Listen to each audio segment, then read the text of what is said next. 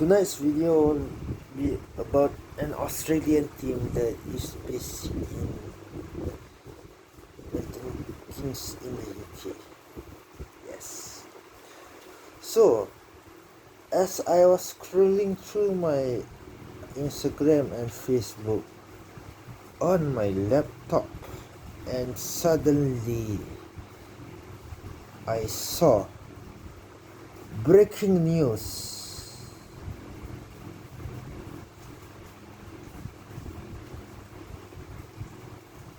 That was a few days ago, but before that, welcome back to Zaim's channel, and my name is Zaim Iskandar. So, there's 3 to 4 drivers that I'll mention their names in this video. The first one is a Mexican driver, is a Japanese driver,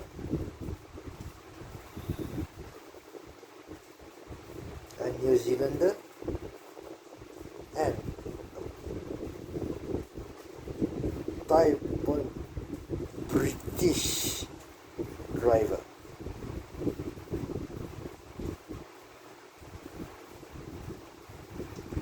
That has a cheeky clause in his contract with Williams.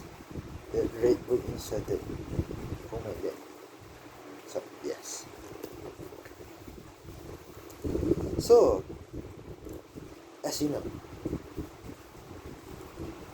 Red Bull has one of the most vicious ways of demoting or even kicking out the drivers from their main team into the second team or completely out of Formula 1. In the case of Alex Albon, he was still lucky to be in F1. If not, he would have been out like the Fleece, like Kiwi. Kiwi is racing with sports car racing with a certain former Japanese Williams driver from the late 2000s, Kazuki Nakajima, and a certain very recently well-known Japanese driver by the name of Pereź, and a world champion that won the championship with Braun GP, not only the driver's title but also the constructor's title, aka the 1 pound team, Jenson Button. So yeah, so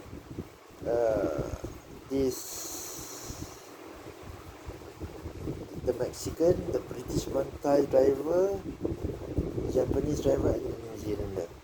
So I have told the name of the Thai-born British driver, but the other 3 drivers I have not told their names. The Mexican driver is used to be Verstappen's teammate, then Yuki Tsunoda, and New Zealander Liam Lawson. Okay. So,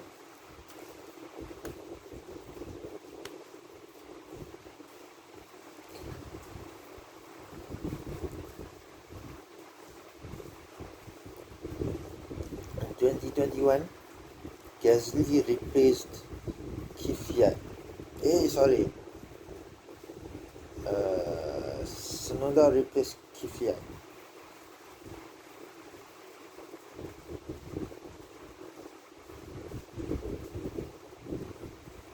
Yeah. So he partnered Gasly. At the end of the 22 season, Gasly left for Alpine because someone retired from F1, and he's a 4-time world champion, and he's German by the name of Vettel. So So Aston Martin had to replace him with another world champion from Alpine, was formerly known as Renault, and Benetton in the 90s. So Fernando and Alonso was brought in to Aston Martin to replace the outgoing Vettel.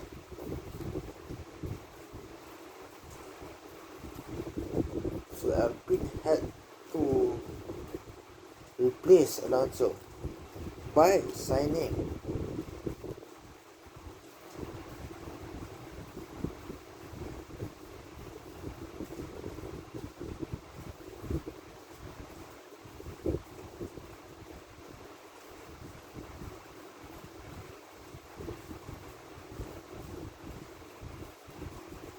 Pereź after they had a fiasco contract issue with a certain McLaren driver that was Lando Norris's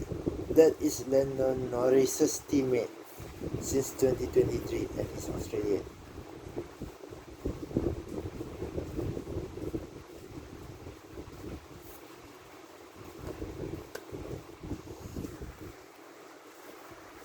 And his manager for this Australian driver is a certain multi-21 guy who won 9 races with Red Bull and who was also Vettel's Red Bull teammate from 2010 to 2013. Mark Webber. Yeah.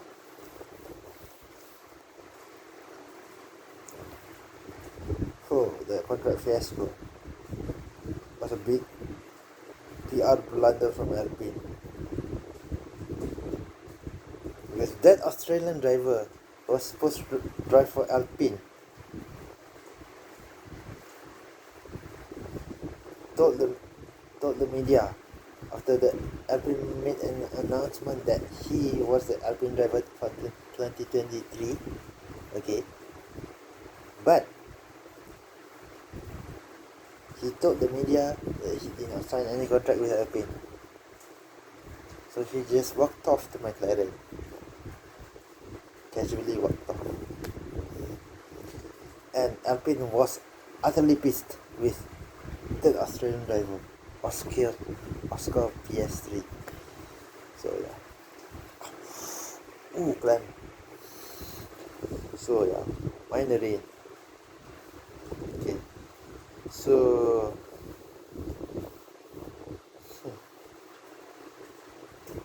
this would have been fun if Oscar would have raced with Alpine, not created this fiasco at first. But what is written, right? So the rest, as what people will tell, is history. Okay. So back to the video's agenda. So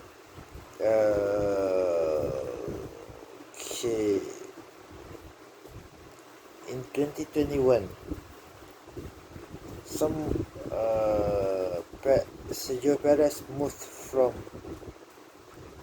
Racing Point, that was formerly known as Force India, okay, to Red Bull in 2021. So Albon did not have a seat. So Albon was released by the team to Red Bull, by Red Bull to Williams, but Red Bull had a cheeky clause in his contract. I will not tell you what's the cheeky clause, what it's all about in this video. So yeah, what's the cheeky clause all about? So cheeky clause, really cheeky clause. So okay, that's settled, and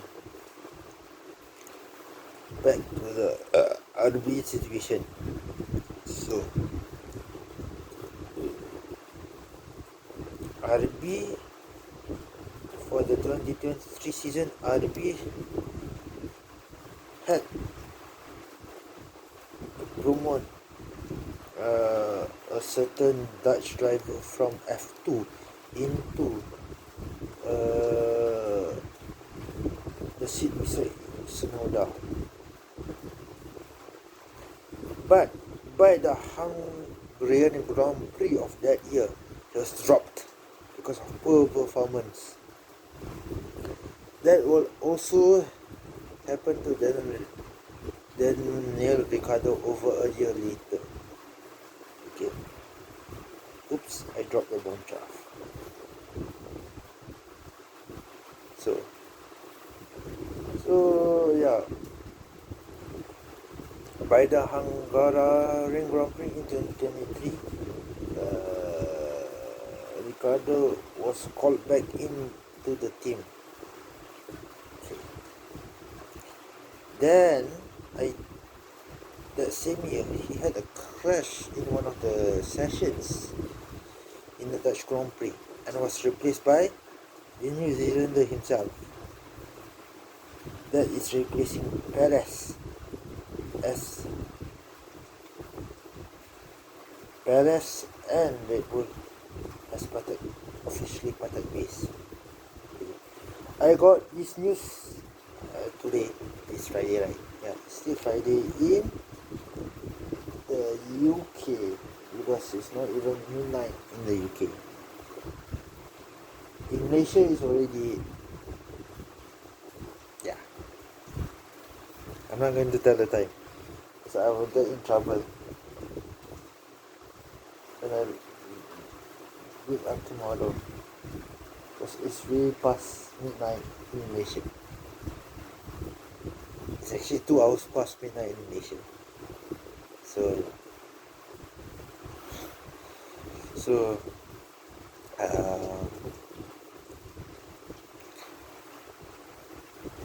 what was I going to say? Oh, yes. Red Bull. Red and Pereź. So they parted ways. Okay, they parted ways. So I was expecting UK to be promoted, but they instead went for a driver who had 11 races, total of 11 races under his belt. To me, I would just put it in my own words as 10 to 12 races under his belt, because I'm not sure. Okay, so what happened was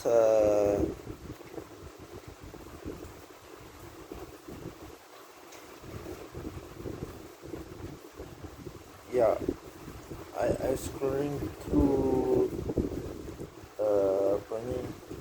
my FB and also my IG on my other phone earlier this morning. This afternoon.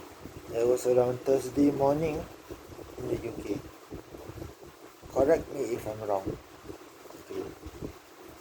So I was scrolling through my phone and I saw breaking news again. Not again. That's the second time in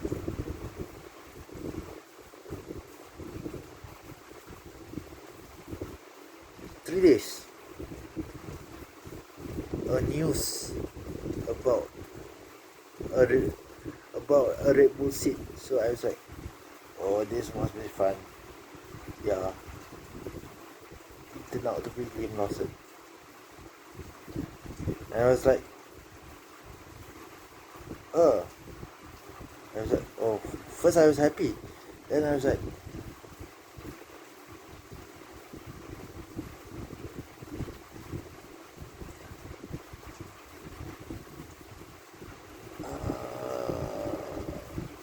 I thought it was supposed to be Tsunoda, Yuki Tsunoda, and I was perplexed for about 10 minutes.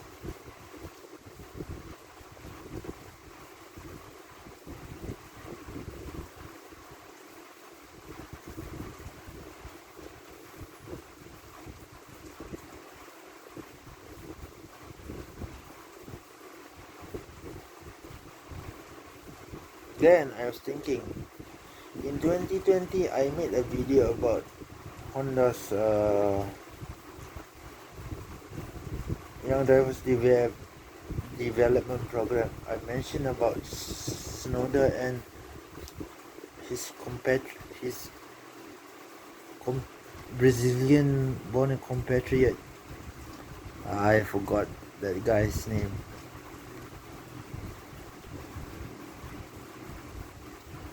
I made a video about that guy. Who's that guy? I forgot his name.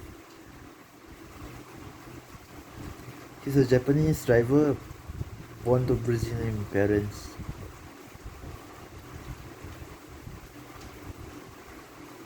I forgot his name.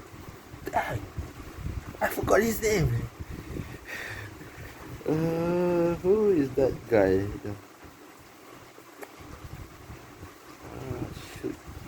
I can't recall his name. But I made a video about him.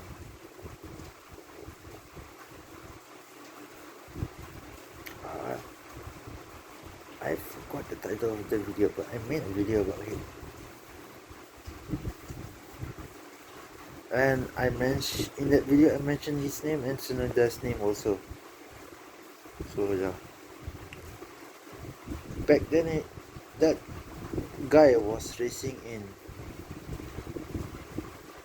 either a Formula 2 or Super Formula in Japan. Yeah. So I expected Tsunoda to partner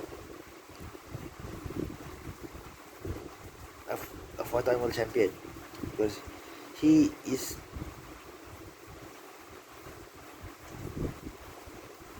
the most experienced driver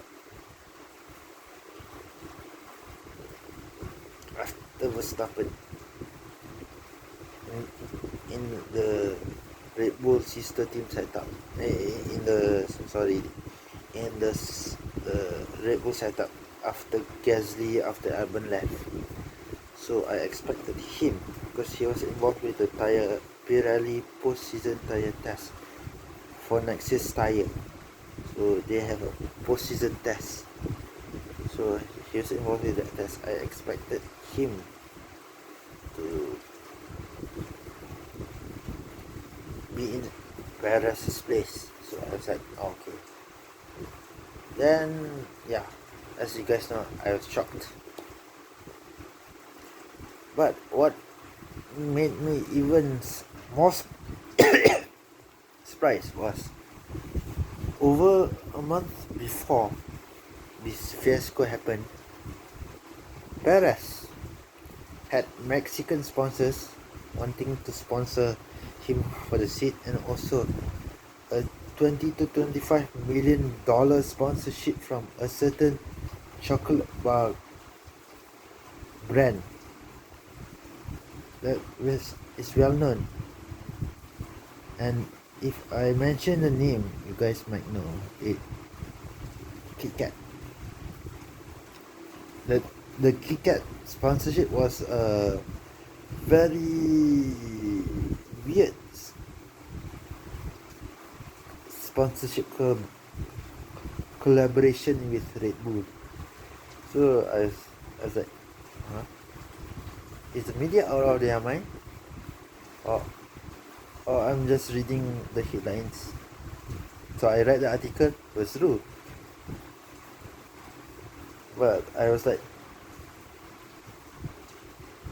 I actually laughed at the article about the Kit Kat sponsorship.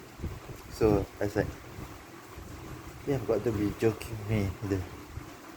So I said it in Malay, but it was in my heart.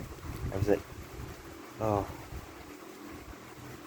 agak-agak lah sikit.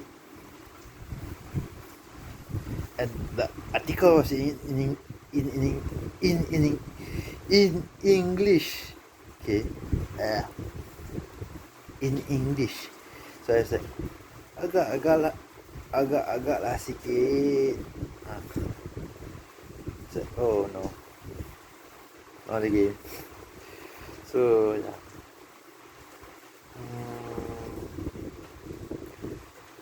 So yep, I did not know so much about the kick and sponsorship fiasco, but there was a lot of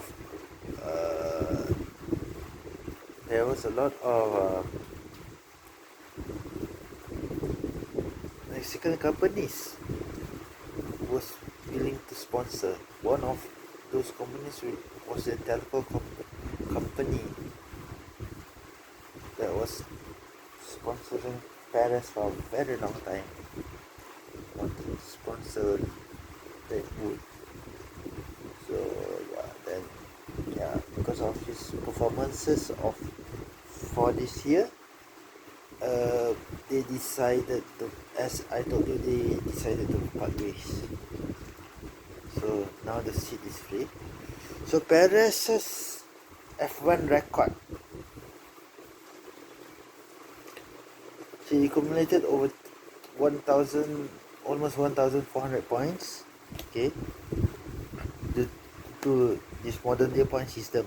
So yeah, and he has 285 entries, race weekend entries, and 281 starts. So I looked at his racing record. He had 2 WDs withdraw. I think one was in his first season in F1, 2011 with Sauber, and did not start in Monaco that same year. So he got a WD withdrawal, and in 2020 one of the races he also withdraw from one of the races, and he was also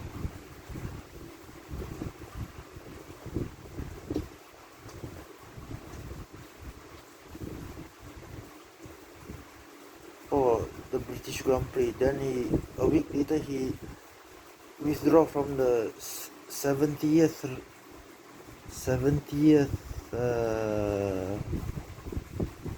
anniversary of the anniversary Grand Prix race at Silverstone. The 2 races, Hulkenberg took his place. He was like a super sub, but for Racing Point.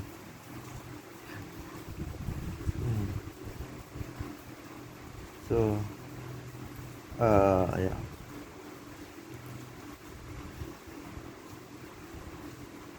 So in that last season with Racing Point, he actually won a race.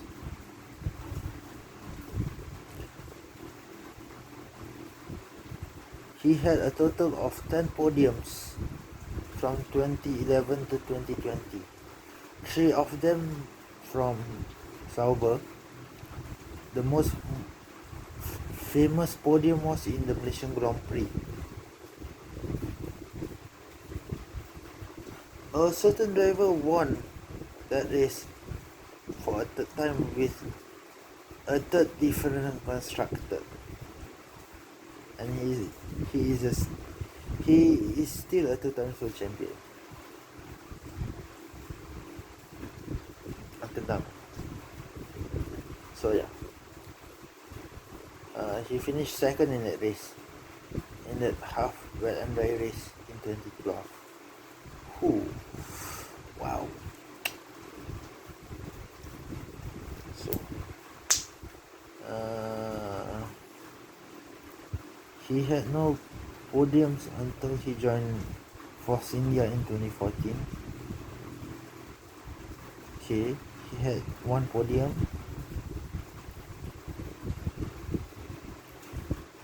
Each in 2014, 2015. He had two podiums in 2016. He had no podiums in 2017. He had no podiums in 2019. 2019 he had a podium before the team was rebranded to Racing Point. 2022 podiums, one race win, two podiums. 2019 one podium. 2018 0. 2017 1.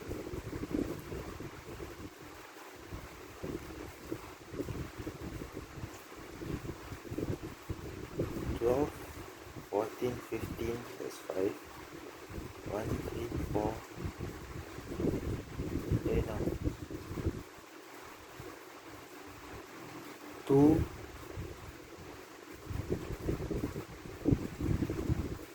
2, 1. 2, 1, 2. 5, 5, 5 is 10.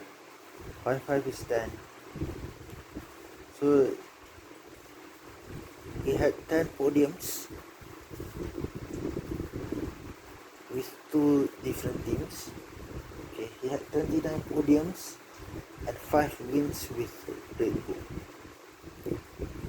The most coming in 2011 with 11 podiums.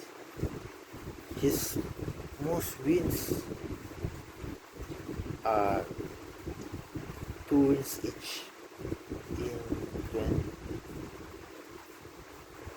last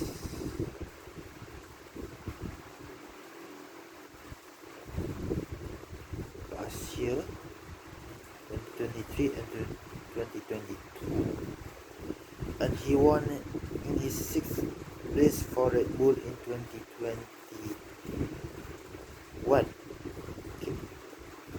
Oh, in Azerbaijan, and his last win is coincidentally in Azerbaijan too.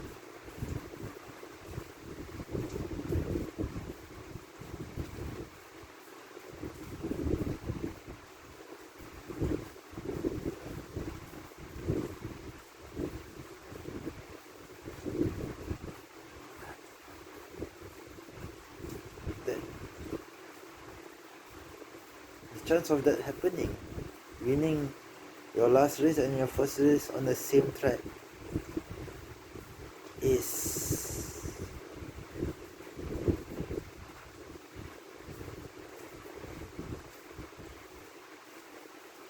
very slim. It's really hurt. So yeah, 29 podiums from 2021 to 2024. 2024 he has the second least podiums from his 13-year career in F1. His third most podiums is in 2021. His least amount of podiums is with Sauber in 2012 with 3. 2021 he had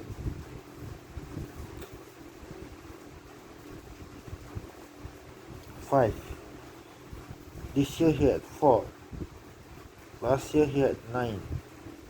2022 he had 11 with 2 wins. 9 with 2 wins was last year. and 5 with 1 win was in 2021.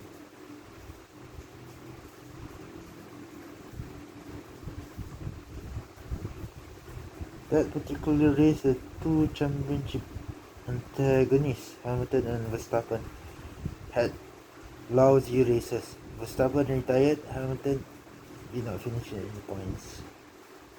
Yeah.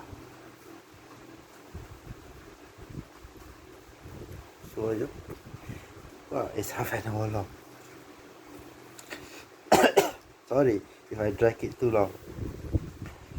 Oh, I have not done a video more than 30 minutes long in ages. So yeah. So yep. Stay tuned for my next video and don't forget to subscribe to Zaimus channel for more updates. And good night if you are somewhere in the Middle East or even in Europe. And selamat pagi if you are in Southeast Asia or in Central Asia, that includes Japan and also China.